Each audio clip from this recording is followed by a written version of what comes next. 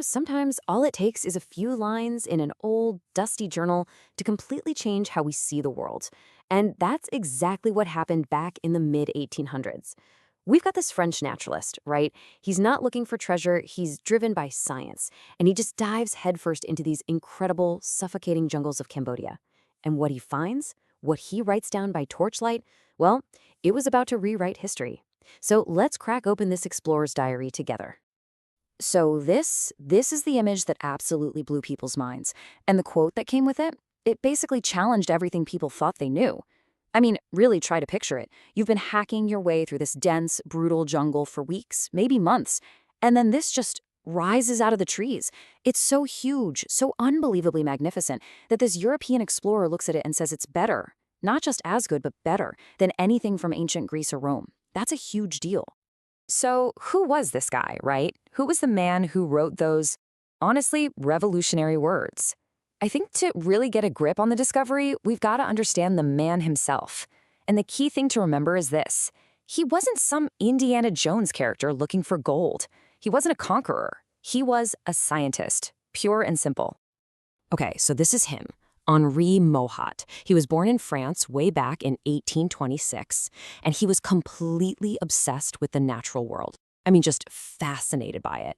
And that's the thing, he wasn't out there looking for a lost city. That wasn't the goal. His whole trip was funded by these big scientific societies in London.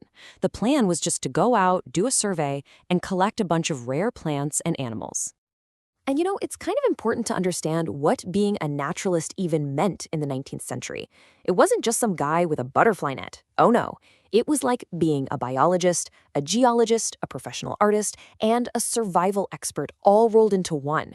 You had to be tough as nails, willing to go into some seriously dangerous places, all for the sake of science.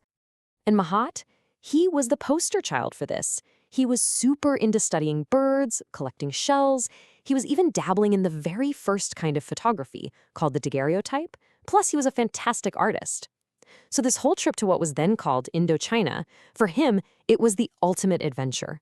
It was a chance to bring all his passions together in a part of the world that was basically a giant question mark to Europeans. Okay, but before we get to the amazing discovery, we have to talk about the journey itself. Because, wow, the Cambodian jungle back then was not a friendly place. It was a living, breathing thing, and it seemed like it was trying to stop him at every turn. And you can just feel how brutal it was from his own journal. He writes this line when he finally gets to some mountains, and the relief in his voice is just palpable. He's talking about how happy he is to be there, away from the heat and the mosquitoes. That little comment alone tells you just how miserable the journey through the lowlands must have been. Yeah, his diaries are filled with this stuff. It's insane. We're talking about running into tigers and leopards all the time. He even wrote about a panther that literally leaped out and grabbed one of his dogs right from his doorway. Can you imagine? Then you've got swarms of ants that almost ate all his books and specimens overnight. And on top of all that, there's the constant downpours, the scary thunderstorms, forests just crawling with leeches, and a heat that he said felt like it was suffocating him. That was the price he was paying for this knowledge. So after all of that, after all that misery and danger, the jungle finally gave up its secret. But it wasn't like, boom, there it is. No, it was this slow, almost unbelievable reveal. He started seeing things that just made no sense, things that shouldn't have been there in the middle of nowhere. So what was it? I mean, what could possibly be hiding in that jungle that would make everything he'd been through worth it? Well, the first clue was a causeway, a huge stone walkway just appearing out of the trees. And get this, it was 230 meters long. That's like more than 2 football fields. A giant stone road in the middle of the jungle. I mean, what an incredible piece of engineering. Just sitting there, being eaten by the forest. And this massive causeway, it was crossing a moat. A water-filled moat that was over 200 meters wide. The sheer scale is just mind-boggling. It became pretty clear pretty fast that this wasn't just some random bridge. This was an entrance, a grand, formal approach to something huge. You can just imagine his heart pounding, right? The anticipation must have been off the charts. And then, there it was. At first, just the tops of these towers peeking over the trees. But as he walked across that causeway, the whole thing came into view. These gigantic stone towers, huge galleries, massive courtyards, and everything was covered in these unbelievably detailed carvings. It wasn't just a building, it was like a mountain that had been carved into a work of art. Okay, so this is where it gets really interesting. Mouhot wasn't just impressed. He was shaken.